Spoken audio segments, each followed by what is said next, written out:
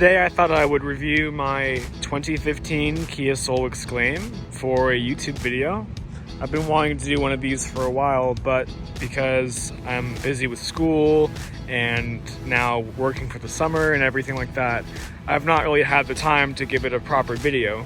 But on this beautiful day here, I thought I would do a short video on this car.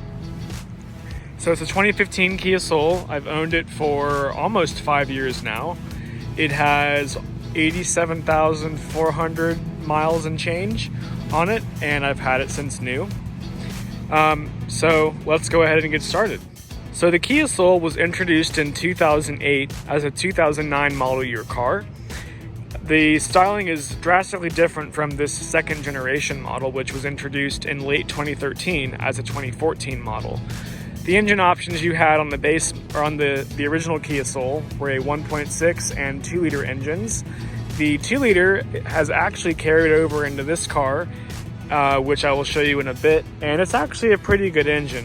However, my engine went out at around 71,000 miles. There was no oil in the car, and I changed the oil in this car religiously, and it died outside of Robbinsville, North Carolina, near the tail of the dragon, actually this time last year. So it took about 3 months for them to replace the engine, but I got a replacement under warranty. So I'm glad to have this car back with me, even though I could have easily given up on it, even though it was under warranty, because the dealership was making it such a pain in the butt to get anything done. So now I've had the car about a year more, and I have no complaints with this car whatsoever. We'll go ahead and turn the car on real quick and see how it sounds. So you just push this button here and it turns the car on.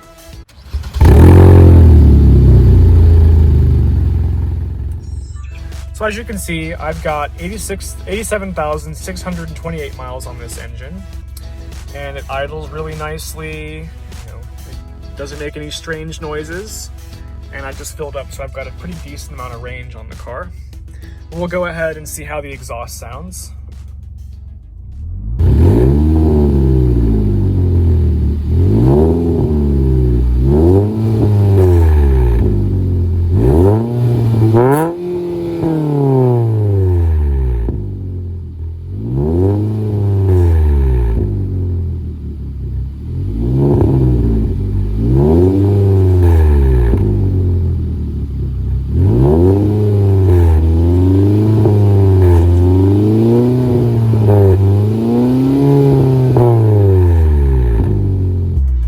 Not too bad for an economy car 4-cylinder.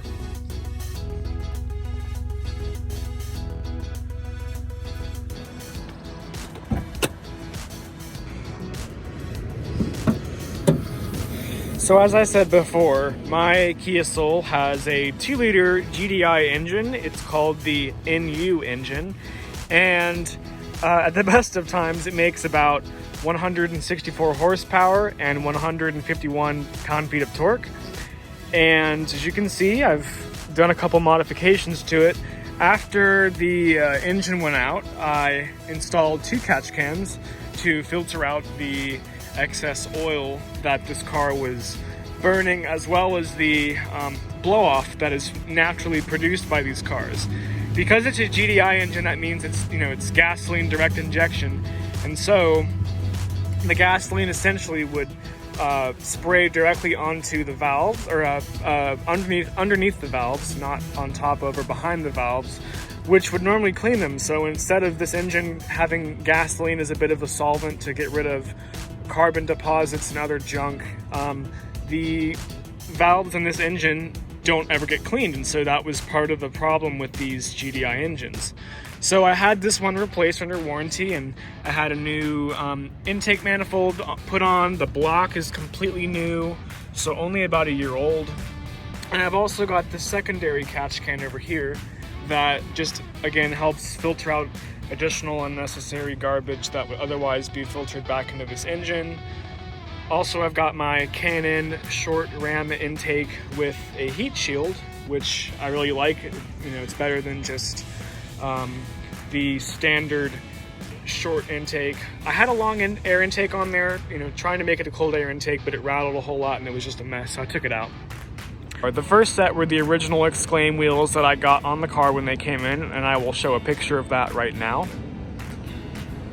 And then I got a pair of NK M52 wheels that I had on the car for about, I would say, 3 years. And then I got rid of those and I was able to purchase a set of these Kia Stinger GT2 all-wheel drive rims. So they're staggered.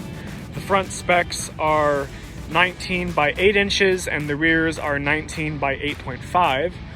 Obviously, a staggered setup doesn't do anything on a front-wheel drive car just because the power is to the front wheels and the staggered wheels are on the rear. But I like the look that it has and it gives it a nice stance. And the tires I have on there right now are Michelin's. My Kia Soul also came with the factory panoramic glass roof, which I think is one of the best options on these smaller cars. I'm about 5'8" and I can, you know, my shoulders come up to the side of this car.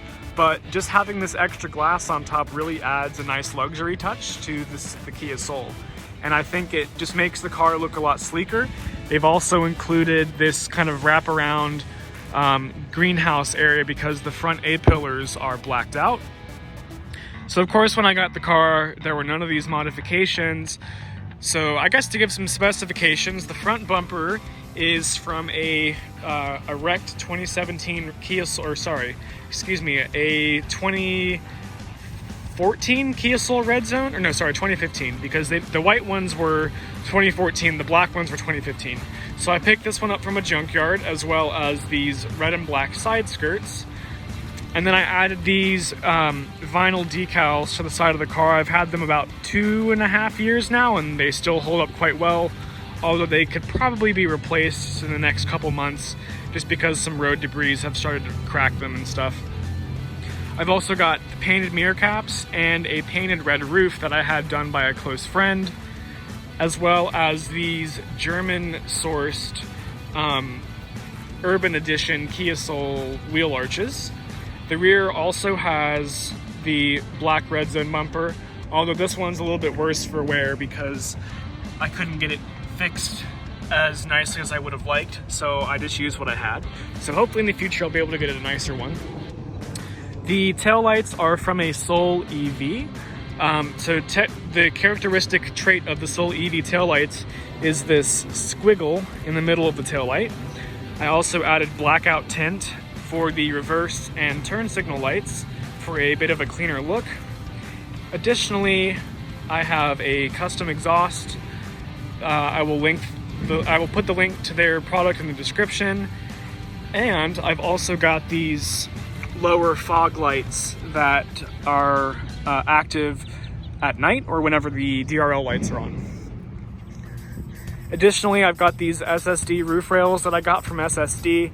I haven't engineered them to hold any weight just because the panoramic glass Soul in the US does not come with factory mounting points for these roof rails, so I had to make them myself, which is, was a bit of a task, but it was okay. So they look great. They're more so for form over function, but I kind of like the additional look that it gives this car. I've also got some red accents, a red zone grille, as well as a black decal on the hood. And now I will show you a bit of the interior. To get into the 2015 Kia Soul, all you need to do is have your key fob with all my keys on it in your pocket, because this car has a touch button on the door. So you go up to the door handle and you click the button. Once to lock the vehicle, once more for 2 chimes to unlock the vehicle. And well, because I waited too long, if you click it twice, it unlocks all the doors in the vehicle. I'll go ahead and open this one as well. And yes, you've just been passed by a hamster. So as you can see, this is the factory leather option for my 2015 Exclaim. It came with umber leather as an option. The other seat options were black cloth or the black leather option. I went with this umber color, one, because it was offered with this white paint. Well, it's called the Cloud White exterior paint job because I didn't want a darker car with darker leather. So this was a great fit for me because I really like the premium look of this leather in this car. I also added these door panel inserts that are a similar leather type to the one in the front. I need to re-glue that bottom part, it's come undone. But as you can see, both door panels match, and they're pretty close in terms of material and fit and finish to the original seats. So stepping inside the Kia Soul, you'll notice a lot of this isn't stock.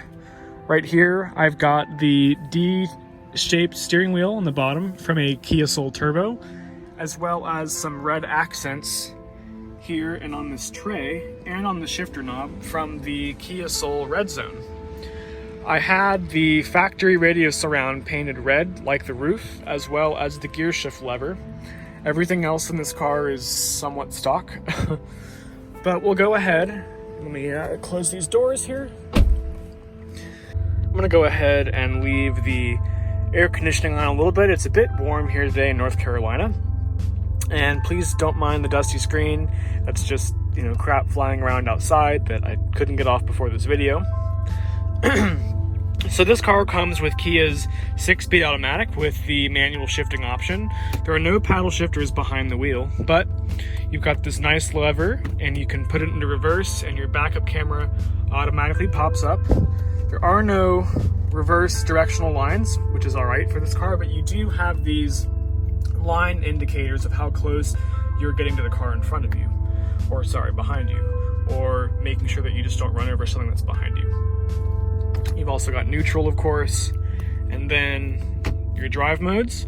You flip the lever over to the left, down to downshift, up to upshift, which is kind of backwards. Normally it'd be down to upshift and up to downshift, but it's a Kia, so they do what they want.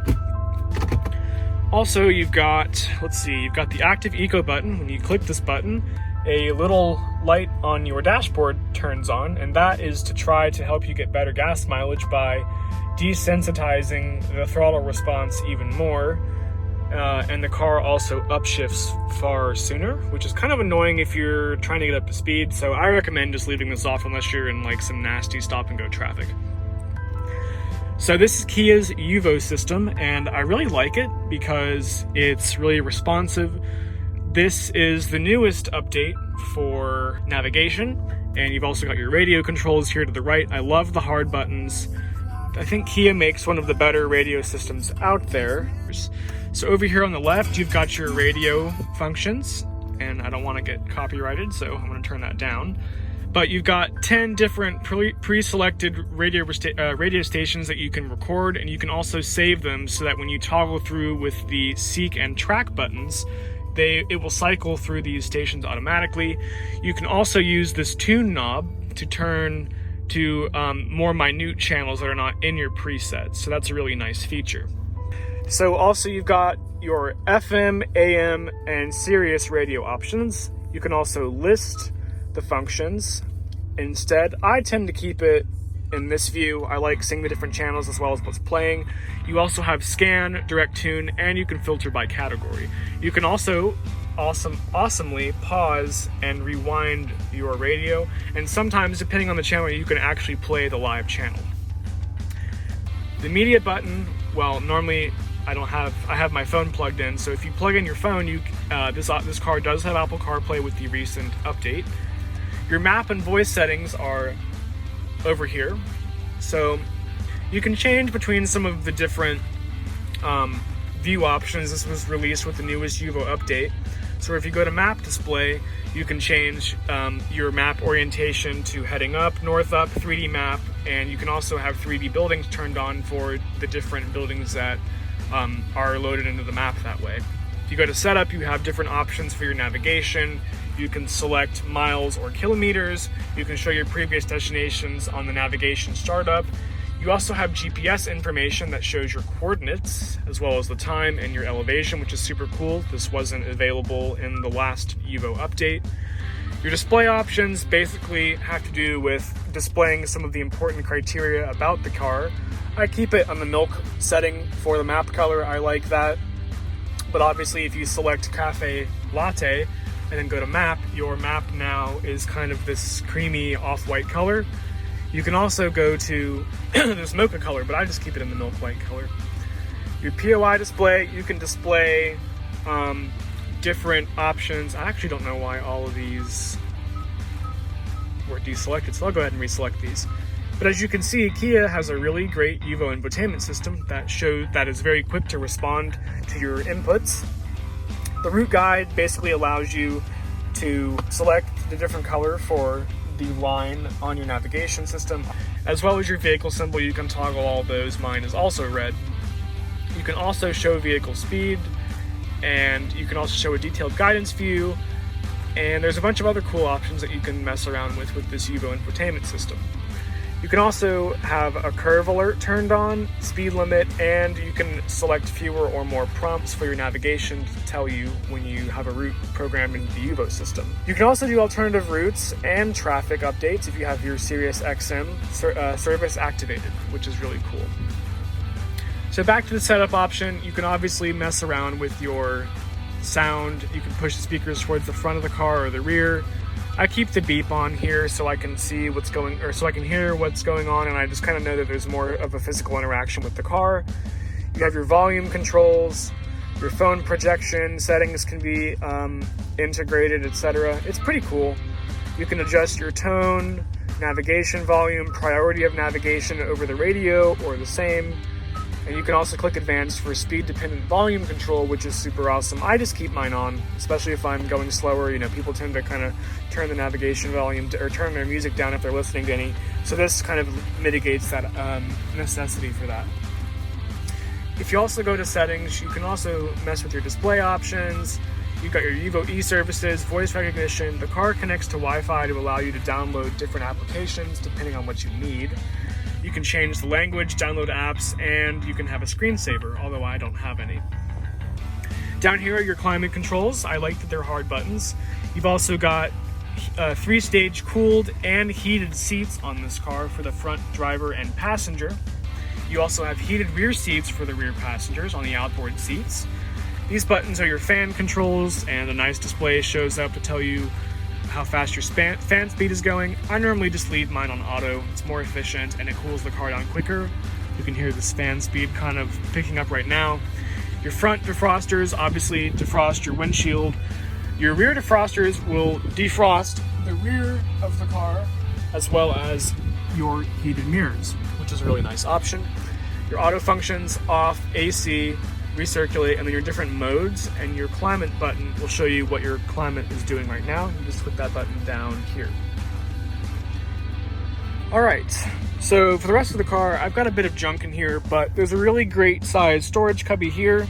Great for hiding stuff. I hide my GoPro in here, some sunglasses, my different keys for everything, as well as some gloves for COVID, because that's always a nice thing to have. Over here is a really good sized glove box. Again, I've got some masks in there for when I go out. I've got all my service manuals in here, flashlight, some basic tools, some scissors and stuff like that. Just good to have with you. Oop, as the flashlight doesn't want to close the door. Up here, obviously, are your VIN controls. They are simple and straightforward. You know, they're nice quality. They don't squeak or rattle or anything like that. The Exclaim comes with these LED interior lights. So you've got 4 up here and 1 on each side of the cabin for your passengers.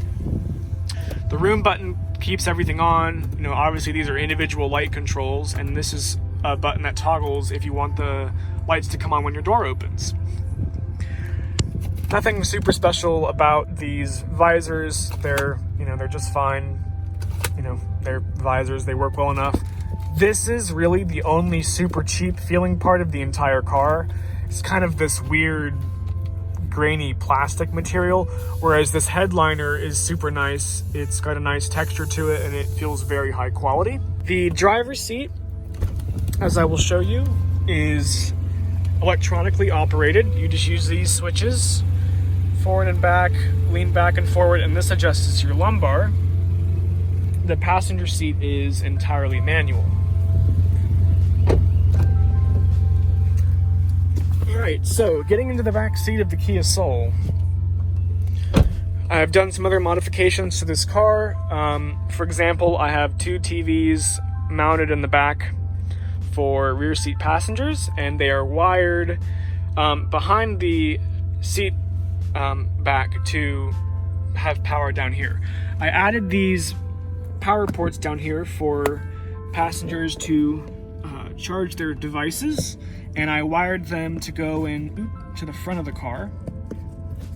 Here is also a cigarette lighter for any other device that doesn't, maybe support USB, although I wouldn't recommend going over 3 amps on this circuit just because you'll blow the fuse.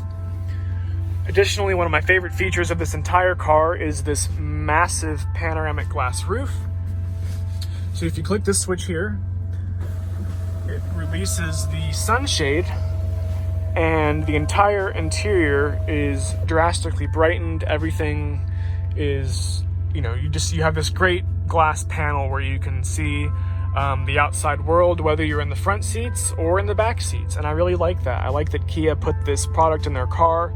Not every car in this price point even offers a sunroof, so the fact that this is an option for the Kia Soul is super nice.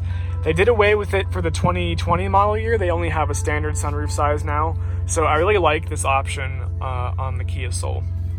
So obviously, these vent controls here, this is to open your sunshade and close your sunshade, and if we were to pull that button, the sunroof opens up and retracts pretty far, actually.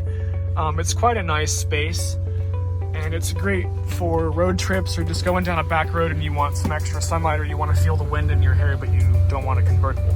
So it's a very nice feature to have. Back here you also have a center armrest for excuse me for cup holder. You've got cup holders in the center armrest, and it's nice and padded as well back here. Unfortunately, there is no center pass-through for, say, longer items and skis, but because this is a Kia Soul, it's a pretty boxy car, so you're able to get larger boxy items into this vehicle if you fold the seats down. Over here on the left, you have your rear window controls for the rear windows, as well as 2-stage heated seats for the outboard passengers, which is a really nice feature.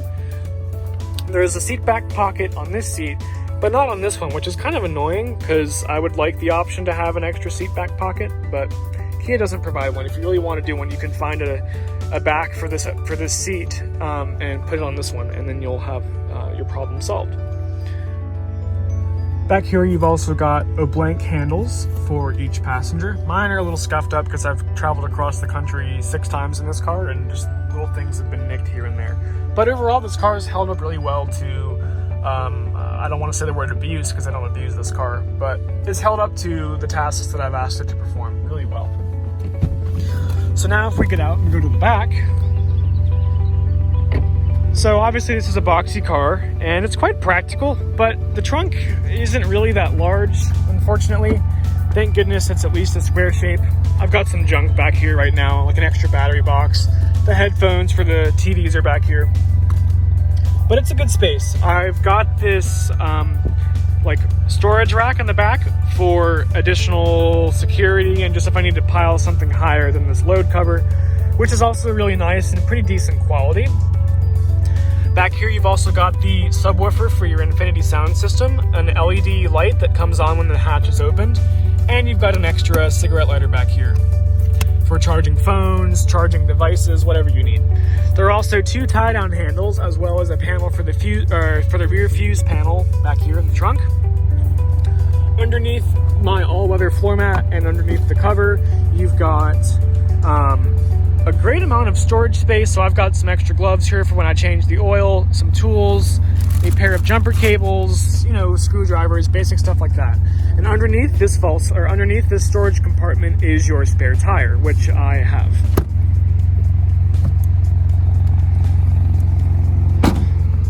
As you can see, my car is taking a leak while the air conditioning is on. It's hot. But I'll go ahead and show you the engine again. It's kind of loud, but it works. As you can hear, my fan is on. But it's a good little engine. It makes decent power, it sounds good, and it's pretty efficient. I get about 30 miles per gallon on the highway if I drive like a grandma. Maybe 34 if I'm being really frugal. But it's a good engine and it's a good car.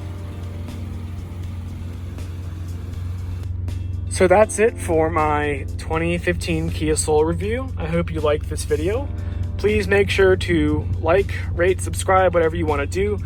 I'm happy for your feedback. If you have any questions about where I've gotten parts from or how I did things, please don't hesitate to ask me. I'm happy to reach out and provide help where possible.